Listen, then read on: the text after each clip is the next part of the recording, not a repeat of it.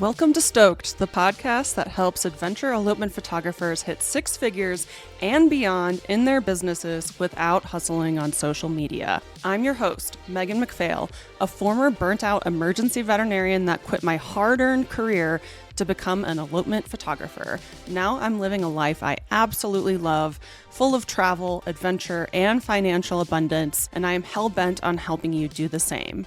Are you ready to start booking out your calendar with dream couples in breathtaking locations and feeling genuinely stoked about your elopement photography business, life, and bank account? Then let's dive into this week's episode. Hey, it's your host, Megan McPhail, and today I have a special guest, Carissa Marsh, formerly Carissa Canizero, and she is a Colorado elopement photographer. Her work is gorgeous, so she is here on the podcast to talk all about art, editing, and portfolio building today for your elopement photography business. Thank you so much for coming to the podcast, Carissa. Oh my gosh, thank you for having me. I'm so excited. I'm so pumped for this talk because we had you with us for our Elopement Con, our yearly summit, and one of the most popular videos from the summit was yours, and it was all about editing. So we're going to talk about it today. So you really view photography as like an art form. How can you set yourself apart as a photographer through your photography, through your art? Yeah, I think art is, I always kind of say it's like the cherry on top of a well-run and well-marketed business. I don't think it is necessarily going to be the only thing that you need to be successful. That was sort of a mistake that I made early on in my business. But I do think that it can kind of be that thing that sets you apart from the crowd. It can differentiate you. It can be the thing that helps a couple make the decision to hire you and pay you thousands more dollars over someone that's cheaper than you. It can be the thing that makes them want to fly you out to a cool destination over hiring someone local. It can also just kind of have like small effects on your business where, it stops someone in their scroll on Google and they linger on your website for longer, and that helps your SEO in the long term. So I think that it kind of infuses every part of your business and improves every part of your business when your work is really high end and really beautiful work. Yeah. And I think you also said at the very beginning that it doesn't replace a well-run business, which I think is really important because so many people do say like, oh, if I just become a really good photographer, then my business is going to blow up. But that's not necessarily the case. Yeah. That was literally me like the first 2 years of my business. Yeah. So I love how you put it as the cherry on top. So what are the ways that a photographer can start developing their art, their photography, and stand out? Yeah, I think art is a skill, and I think a skill needs to be developed and improved through like active practices. So there's a lot of things you can do. And I think that it happens over time with experience. The more that you're shooting, the more that you're improving. That just is kind of like a natural progression that's going to happen. But I think that there's kind of active steps you can take in developing yourself as well.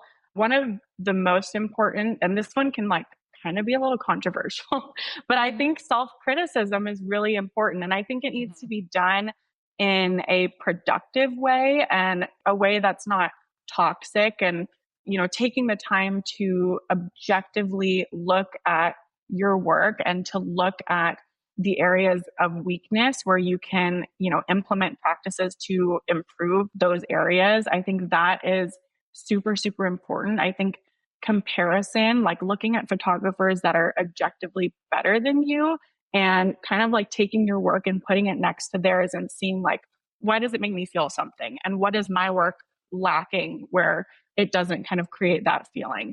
And so I think that can be really helpful. I think mastering the foundations of photography is also really important. So taking the time to really understand light and how to seek out that good light. Composition is also another thing that's like the foundation of imagery. And so it's really important to take the time to understand composition and what to be looking for when you're in the landscape, and just like understanding storytelling. Yeah, that's so awesome. So what are some ways that people could practice or build their portfolio and kind of start seeing and like start practicing photographing in a different way or practicing with light or practicing with composition? What are some ways that they could do that? Yeah, I think setting up your own portfolio building shoots where you can go and create that work, that's one way to do it. And I also think setting almost like challenges for yourself going into maybe like a booked wedding or elopement day where you've identified a certain area of weakness and you go into that elopement day with this mindset of like, I'm going to really do well in this one area. So, like, an example for myself, I found that my like detail photos were, I didn't think that they were very good. That was a big area of weakness for myself. And so I would actively go into elopement days with that mindset of like, I'm going to kill these detailed photos. I'm going to do a really good job with these. And doing a lot of creative prep is helpful as well. Like before you go into the elopement day, if you know that there's an area of weakness where you struggle, you can kind of do a little bit of mental preparation so that you're kind of know what you want to achieve going into it. I love that. And I think it's important for the people listening to know that this is all a journey because I've been shooting since probably 2014 and I still challenge myself on each elopement day. Yeah. And I know you do too. I always want to be better. It's not like you just reach like, oh, I'm an artist now and my photography is perfect, you know. At the beginning stages, you might just be struggling to like set your shutter speed and like you can't worry about art at that point, right? And then when you're really good with your camera, you can like kind of work on posing. And then when you're good with posing, you can work on composition. Like this is all kind of like stuff that's going to build over time. So I like that idea that you're saying like kind of self-critique yourself and don't be mean to yourself, you know, realize that you are on this journey and then work on the things that you have a weakness on and don't work at them all at once. You know, I don't want anyone going into an elopement being like, I'm weak everywhere. You know, it's easy to like overwhelm yourself if you do it. Totally. So maybe just work on one thing at a time and then realize that this is something that you're going to continuously improve forever. It's never going to stop. You're going to get to a point when you're really comfortable, but then you're going to unlock this next level of being amazing or something. So you did some styled shoots that had a huge return on investment for you. Yes. Yeah. I have done a few portfolio building shoots in specific locations that I wanted to target with my business. And I probably have booked, like, I probably should run the numbers on this, but I think I've booked well over six figures from some of these portfolio building shoots that I've set up. That's amazing. How did that happen? How did you do that?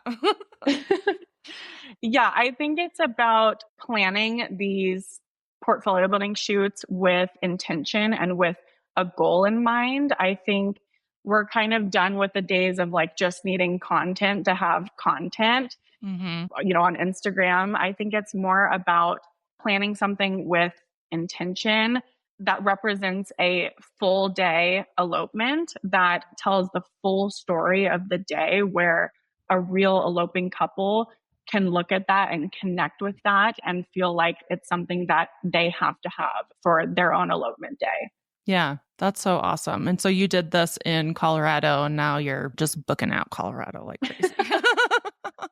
Yeah, the most successful shoots I've done have been in the area that I sort of specialize my business in, which is the San Juan Mountains of Colorado. So I've set up specific shoots to target that area and to just create these amazing full day elopements that are like the dream elopement for a couple who wants to get married out there.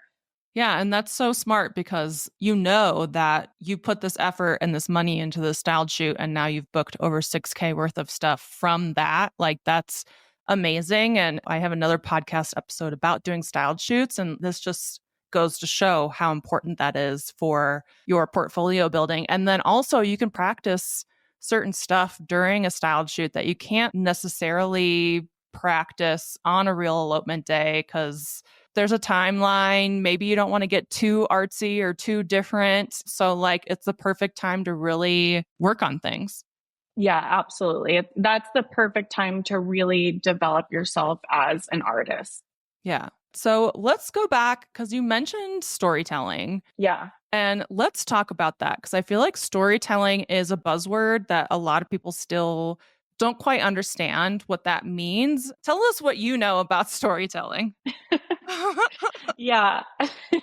I think storytelling is about creating a narrative structure through your imagery. It's about, rather than seeking out that one sort of banger shot, it's about multiple images, a gallery of images coming together to create a story, to tell the story of an elopement day. And so, ways to do that, to actively story tell through your imagery, most of that is going to be done on the elopement day, but then there's also a lot you can do kind of in post as well.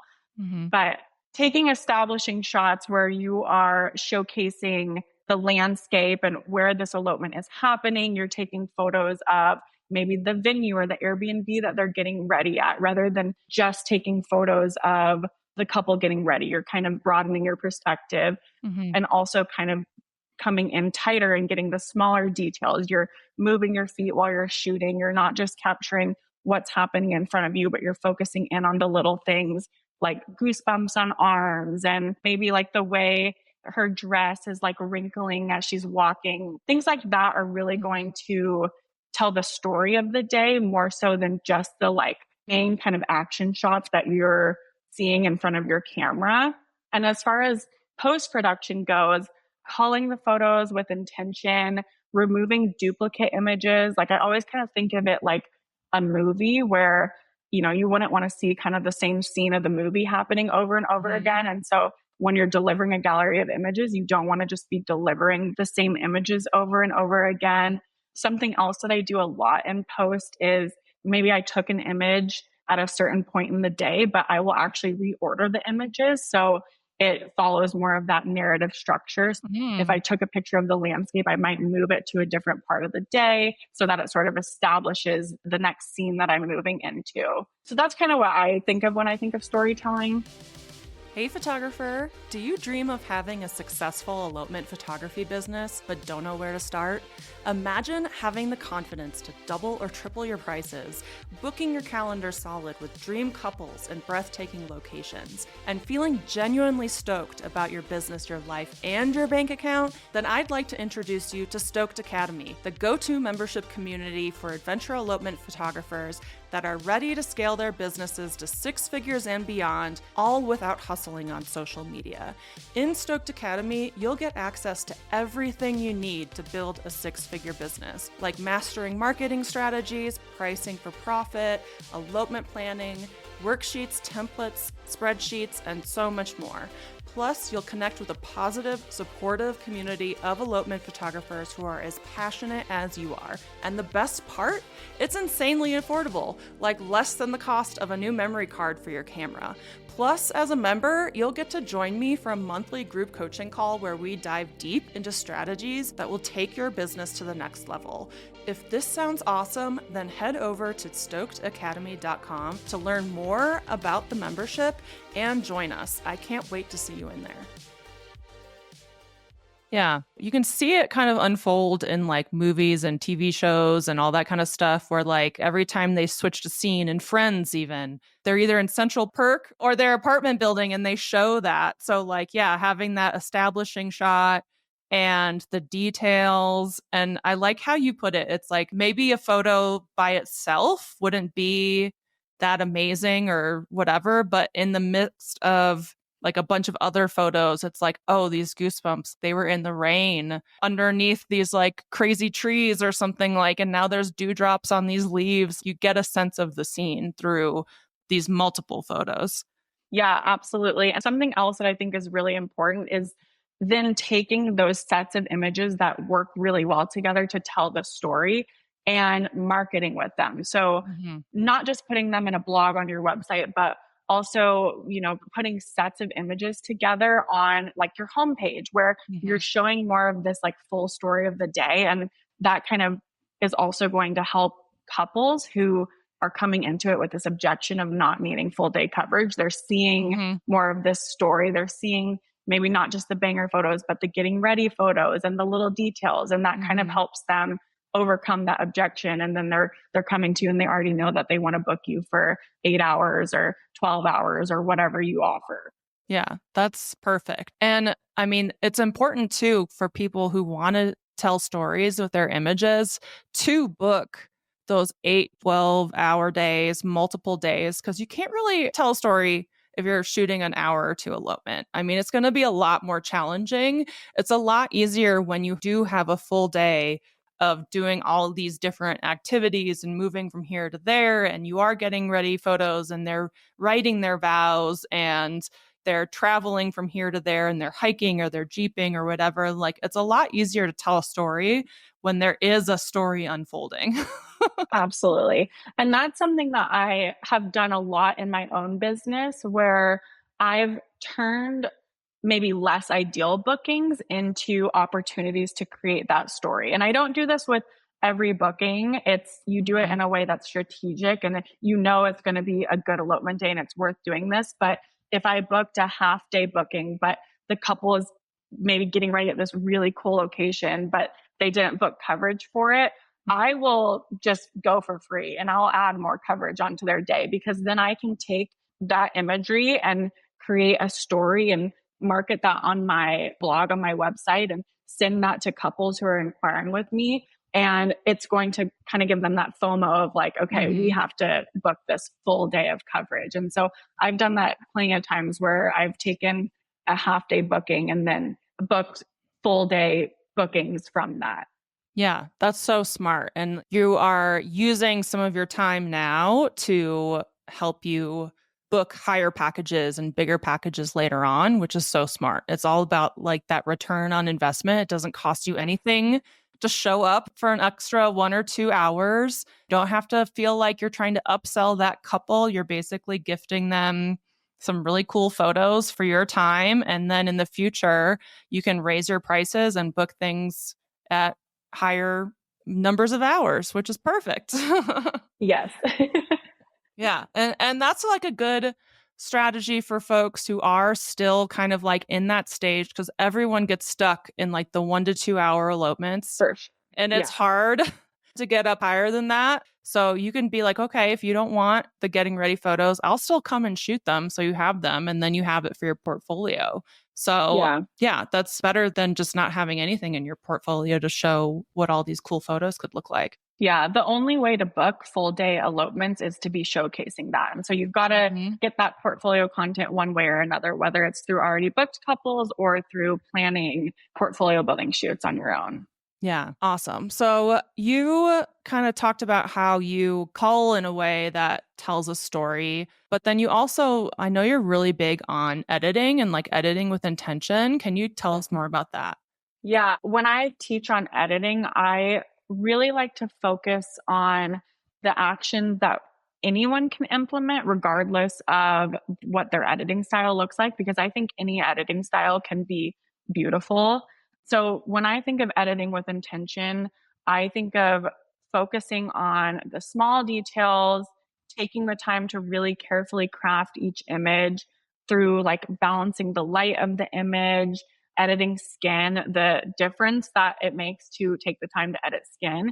It makes a photo look so much more high end. Balancing the color tones of the skin. I don't know why, but like there's always one person that's orange. I don't know why. It just happens. And so taking the time to kind of balance their skin tones. Also, just understanding the purpose of art and imagery is to draw the viewer's eye to the subject. That is like the entire purpose of what we're doing when we're creating art. And so through editing, you can kind of enhance that by removing distraction, cropping the photo intentionally, dodging and burning so that you're dodging the lighter parts of the image. So all of those things really kind of come together. They're just these little tiny adjustments that you're making, but they come together to create a photo that looks entirely different than if you just had slapped a preset on it. I love that. How long does this all take you? Does this take you a long time for editing? Because I always worry about when people take too long editing that it's going to just like take over their lives. Yeah. Yeah, it definitely takes longer when you are taking the time to carefully craft each image. But I think as you do it more, you improve and it becomes second nature and it's just happening really, really quickly. I also think when you're creating imagery that is more high end, you are able to charge more and you're able to book less. And so I'm not editing 50 weddings a year with this. I do about 15 elopements a year. And so I think that it's kind of like a balancing act of you're doing more for each couple, but you're taking on less couples. Yeah, that's awesome. I love that because this is the season where everybody's stuck editing. I'm always telling people outsource it or take less time. And then here you are saying take more time. And so you do have to find that balance if you are going to really carefully edit each image and deliver this like perfectly executed gallery that's truly art. Yeah. Be charging a lot and taking on less elopements. Yeah. I think also you could definitely still edit with intention, even if you're outsourcing your editing. I've not done this, but I know most people that outsource their editing, they're still doing the final touches. The gallery comes back to them and they're still going through the entire gallery. And so it would be easy to implement this stuff after someone's kind of done the basic, putting the preset on the image, adjusting the white balance, color grading, all of that. So this could kind of just be like the cherry on top of the basic editing that they're doing. Yeah, I was just envisioning it with my workflow. I feel like I touch up skin and all that kind of stuff. Yeah. But I outsource my editing and they kind of take it from 0 to 90. And then I take it from 90 to 100 instead of from 0 to 100. Yes. So it's, yeah. So what advice would you give to the elopement photographers and wannabe elopement photographers out there that are listening? We covered a bunch of stuff. We covered portfolio building, art, editing, culling, storytelling, but what's like your final recommendation to them as kind of budding artists who might be on the struggle bus a little bit? Yeah, I would say humans are visual creatures, and especially in like today's society, our attention spans are getting shorter and shorter, and people are landing on your website and they are most likely skimming pretty much everything. Same thing with your blogs. They're skimming everything. And so I think taking the time to really improve your art and your imagery is going to really appeal to people in today's society because they're landing and they're seeing your images. That's the first thing that they're noticing. So I think it's really important to take the time to portfolio build and to showcase these full elopement stories and to document them in a beautiful way, to have beautiful imagery. That's going to be the key to booking these full day elopements. Yeah, I love that. I love this whole conversation because I talk so much about business that sometimes I gloss over the art of things. And it truly is the cherry on top. Like it doesn't replace good business strategies and all that kind of stuff, but it can amplify and improve everything. And I think you're the perfect example of that. So where can people find you and your work? Feel free to plug all the things. Yes, my Instagram handle is just at Carissa Marie Photography, and my website is carissamarie.photo. Perfect. And that's CARISSAMARIE.photo, right? Yeah. Yes. Perfect. So those will be in the show notes. It was so great having you on the podcast and having this conversation. I loved it. And definitely everybody check out her work. It's beautiful. It'll get you inspired to, improve your art and editing and all the things. And yeah, see you guys next week. Bye. Thanks so much for joining us on this week's episode of Stoked. If you enjoyed the show and you'd like to help support the podcast, please subscribe, leave a review, and tell a friend. If you're looking for more inspiring elopement photography content, check us out on Instagram at Megan McPhail. And if you'd like to hear more about my business coaching and how I can personally help you hit 6 figures as an elopement photographer, then check out my website at www.meganmcphail.com.